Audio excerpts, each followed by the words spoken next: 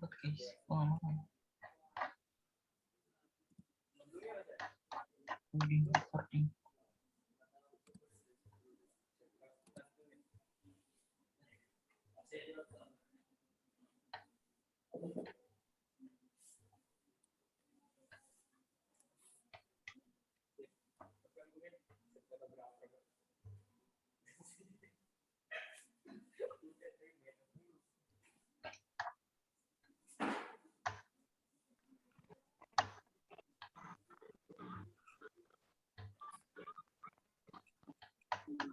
Oke, Aslam ngasih ya. Udah mulai dari tadi. Assalamualaikum warahmatullahi wabarakatuh. Selamat Selamat Waalaikumsalam datang warahmatullahi wabarakatuh. untuk di materi keempat ya, kepada siswa-siswi baru di SMK Mandalahayu ya. Sebelumnya saya mau mengucapkan terima kasih dulu atas semangatnya sampai di hari ketiga ini sudah mengikuti MPLS ya dari rentetan acara di hari pertama sampai dengan hari ketiga ini. Nah, untuk di materi keempat kali ini yang akan saya sampaikan ya adalah tentang cara belajar efektif ya. Namun sebelum saya menyampaikan materi cara belajar efektif, saya akan perkenalkan diri dulu ya. Nama saya Erwin Setio Subarkah. Ya, Erwin. saya mengajar di program keahlian RPL ya atau rekayasa perangkat lunak ya sebagai guru produktif dan juga sebagai kepala program rekayasa perangkat lunak. Ya, saya kira seperti itu aja untuk perkenalannya. Jadi untuk yang terkait dengan masalah tentang jurusan rekayasa perangkat lunak, silahkan boleh ditanyakan atau boleh bertanya-tanya langsung ke saya melalui ya kontak WA yang sudah saya kira sudah kalian miliki ya, dan sebagian juga sudah ada yang mengontak saya, termasuk yang mengumpulkan laporan terkait dengan pelaksanaan MPLS, ya laporan keikutsertaan di materi pertama sampai dengan materi keempat hari ini. Oke, langsung saja kita mulai. Di era pandemi seperti ini ya, di era COVID-19 yang melanda Indonesia, ya bahkan seluruh dunia, tentu saja sangat mempengaruhi proses belajar mengajar ya dan cara siswa-siswi dan dunia pendidikan ya, termasuk perkuliahan juga ya, dan semua lini, sehingga harus melaksanakannya dengan via online ya. Jadi dengan latar belakang tersebut ya, yang melanda dunia pendidikan. Nah, dunia pendidikan juga termasuk di antara bidang yang saat ini harus beradaptasi dengan cepat ya, agar proses belajar mengajar antara siswa dan guru itu tidak terganggu dan tetap bisa efektif seperti biasanya. Ya, walaupun tetap mungkin masih ada kurang lebihnya atau plus minusnya. Ya. Terutama untuk di SMK ya, mungkin terkendala beberapa hal. Tetapi tidak jadi masalah, kita tetap harus melaksanakan pendidikan dengan semaksimal. Kemudian, karena dengan latar belakang tadi, ya, yaitu pembelajaran daring, maka terjadi pemindahan kegiatan belajar mengajar yang tadinya kita bisa belajar di sekolah, Dengerin ya kan. Lu lagi Zoom juga, Nay. kita pindahkan ke rumah, ya, dengan tujuan untuk menjaga jarak sosial, ya, sehingga kita bisa tetap belajar dengan nyaman dan juga tetap bisa mematuhi protokol kesehatan sesuai yang dicanangkan pemerintah. Udah bener-bener kayak tadi.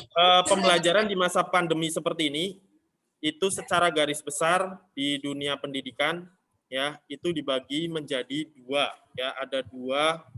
Siapa? Yang pertama adalah pembelajaran dengan mode jaringan, ya, atau dengan jaringan, atau lebih disingkat daring.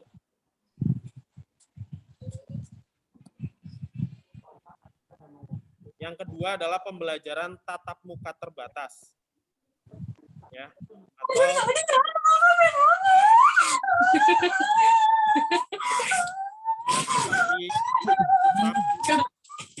ada batasan tertentu yang harus dan nanti di slide berikutnya kita akan jelaskan tentang kedua hal tersebut. Apa itu daring dan apa itu pembelajaran tatap muka terbatas. Yang pertama, pembelajaran dalam jaringan atau disingkat daring, lebih dikenal daring, ya, adalah proses belajar dengan memanfaatkan kelas maya atau kelas digital. Ya, mungkin sebagian dari kalian sudah tahu bahwa ada beberapa aplikasi atau platform yang biasa digunakan untuk kelas maya atau kelas daring. Ya, contohnya ada Edmodo, Moodle, atau mungkin bisa juga menggunakan WhatsApp atau lewat WhatsApp, ya, atau juga Google Classroom, ya. Nah, itu tergantung dari setiap sekolah, ya, setiap sekolah seperti apa. Nah, di Mandala Hayu juga untuk kelas mayanya itu tergantung dari mata pelajarannya. Jadi setiap mata pelajaran mungkin beda tergantung dari metode belajar dari mata pelajaran tersebut, ya, dan juga guru masing-masing setiap mata pelajaran. Ya, jadi kelas digital atau kelas maya, ya, yang biasa digunakan di dalam pembelajaran daring.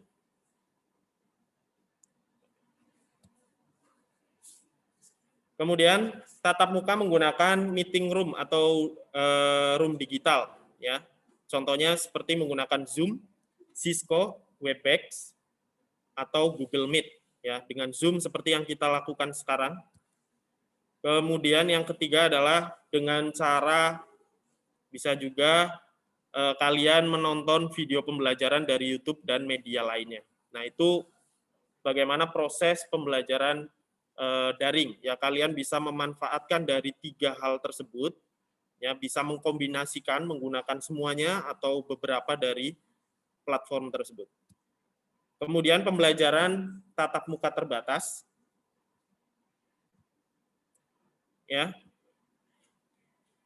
Nah, dalam hal ini di tahun ini dan di bulan ini kebetulan untuk pembelajaran tatap muka terbatas masih menunggu izin dari dinas karena memang di daerah Bekasi masih dalam keadaan darurat COVID, ya.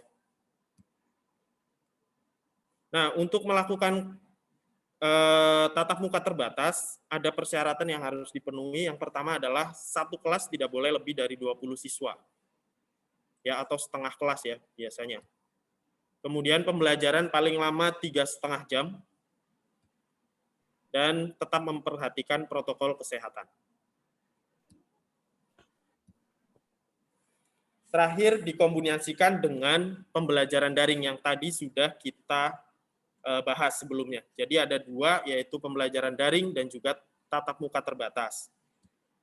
Oke, berikutnya kita masuk ke 5 tips belajar efektif, ya. Ini tips versi saya, ya. Mungkin setiap orang berbeda-beda, tapi bisa jadi acuan untuk kalian. Yang pertama adalah meningkatkan motivasi belajar. Kemudian yang kedua, belajar menyukai semua mata pelajaran tanpa terkecuali. Yang ketiga, memilih metode belajar yang sesuai. Yang keempat, manajemen waktu belajar. Dan yang terakhir, memanfaatkan fasilitas yang dimiliki dengan efisien. Kita masuk ke yang pertama, yaitu meningkatkan motivasi belajar. Tujuan dari meningkatkan motivasi belajar adalah agar kalian punya semangat. Bagaimana cara kalian meningkatkan semangat kalian? Karena dengan kalian punya semangat, otomatis tingkat pemahaman kalian akan naik. Ya, dan juga kalian harus membuka pemikiran kalian, jangan sampai antipati terhadap mata pelajaran tertentu. Ya.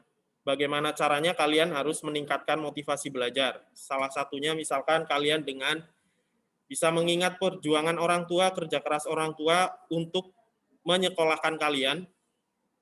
Ya. Kemudian kalian dengan tujuan untuk membanggakan orang tua, ya. Dan tujuan akhir dari kalian belajar adalah merupakan langkah awal dari mencapai cita-cita. Jadi kalian membuka gerbang kalian, ya, gerbang awal kalian untuk mencapai cita-cita nantinya setelah kalian terjun di dunia masyarakat. Kemudian yang kedua adalah belajar menyukai semua mata pelajaran. Ya, mungkin setiap orang atau setiap siswa, ya, itu punya pelajaran yang paling disukai dan pelajaran yang mungkin kurang disukai, ya. Tapi kalau misalkan kalian sampai memiliki rasa tidak menyukai sebuah mata pelajaran, maka kalian yang akan rugi, karena dengan seperti itu kalian akan menutup pemahaman kalian sendiri, ya, menutup jalan ilmu kalian untuk masuk. Jadi seperti gelas kosong yang akan diisi air, tetapi kalian tutup dengan menggunakan tutup gelas, ya, otomatis tidak akan pernah bisa diisi dengan air, ya. Jadi logikanya seperti itu secara gampangnya. Jadi langkah keduanya adalah setelah kalian punya motivasi, kalian juga harus menemukan hal-hal yang bisa kalian sukai dari semua mata pelajaran tanpa terkecuali. Ya, yang pertama kalian bisa menemukan cara ataupun hal yang menarik dalam belajar sebuah mata pelajaran. Kemudian yang kedua, jangan pernah membenci mata pelajaran ataupun pengajar atau guru. Karena hal tersebut akan merugikan kalian sendiri. Ya, dengan kalian membenci sebuah mata pelajaran maupun pengajar, maka secara otomatis kalian akan antipati dan ilmu tidak akan bisa masuk dengan sempurna, ya. Jadi kalian tidak bisa menangkap apa yang disampaikan oleh pengajar maupun materi yang disampaikan dalam mata pelajaran tersebut. Kemudian yang ketiga adalah memilih metode belajar yang sesuai. Caranya, yang pertama adalah memisahkan mata pelajaran mana yang harus dihafalkan dan mata pelajaran mana yang bertipe sains. Maksud saya yang bertipe sains adalah mata pelajaran yang membutuhkan pemahaman, bukan penghafalan. Contoh, kalau misalkan kalian belajar bahasa, nah itu kombinasi, ya. Ada penghafalan, ya, untuk grammar, untuk kosakata, kemudian untuk grammar kalian perlu pemahaman. Ya, untuk matematika kalian juga perlu kombinasi antara penghafalan dan juga pemahaman, tetapi lebih dominan pemahaman. Nah, untuk sains, mata pelajaran yang bertipe sains biasanya lebih dominan kalian memahami. Jadi rumusnya bukan dihafalkan tapi dipahami. Kemudian yang kedua, untuk mata pelajaran berjenis sains, kalian pelajarilah konsep dasarnya sampai betul-betul paham. Jadi kalau misalkan matematika, ya kalian pelajari konsep dari rumusnya. Ya, bukan hanya dihafalkan, tapi dipahami sampai betul-betul paham. Kalau belum paham, diulang lagi, atau bisa juga ditanyakan ke guru yang bersangkutan. Kemudian yang ketiga adalah untuk mata pelajaran berjenis hafalan, ya otomatis harus dihafalkan. Kalau sekali tidak hafal, ya diulang 1 kali, 2 kali, 3 kali. Mungkin setiap orang atau setiap siswa punya tingkat penghafalan yang berbeda-beda. Ada yang sekali baca bisa langsung hafal, 2 kali baca langsung hafal, ada yang berulang-ulang sampai 5-10 kali. Jadi kalian harus tahu dengan kekurangan kalian sendiri. Yang keempat adalah manajemen waktu belajar, ya, atau dalam bahasa sederhananya adalah bagaimana cara kalian mengatur waktu belajar. Yang pertama, langkah yang harus kalian lakukan adalah buatlah jadwal perencanaan kegiatan dan daftar tugas yang harus dikerjakan. Jadi buat jadwal kegiatan dikerjakannya rencananya mau kapan, kemudian buat daftar tugas yang memiliki checklist. Jadi nanti setelah kalian selesai mengerjakan tugas tersebut, kalian lakukan checklist pada tugas yang sudah diselesaikan. Jadi kalian tahu mana tugas yang sudah selesai dan mana tugas yang belum selesai. Kemudian yang ketiga adalah tentukan waktu istirahat. Jadi sesuaikanlah di dalam belajar kalian kombinasikan dengan waktu istirahat. Karena kalau misalkan kalian belajar dalam durasi panjang, kalian harus menyelakan waktu istirahat 15 menit atau 20 menit. Ya, agar otak kalian bisa refresh. Kemudian komitmen dengan jadwal dan daftar yang sudah dibuat. Yang terakhir adalah memanfaatkan fasilitas yang dimiliki dengan efisien atau dengan lebih tepat guna. Ya, contohnya adalah menggunakan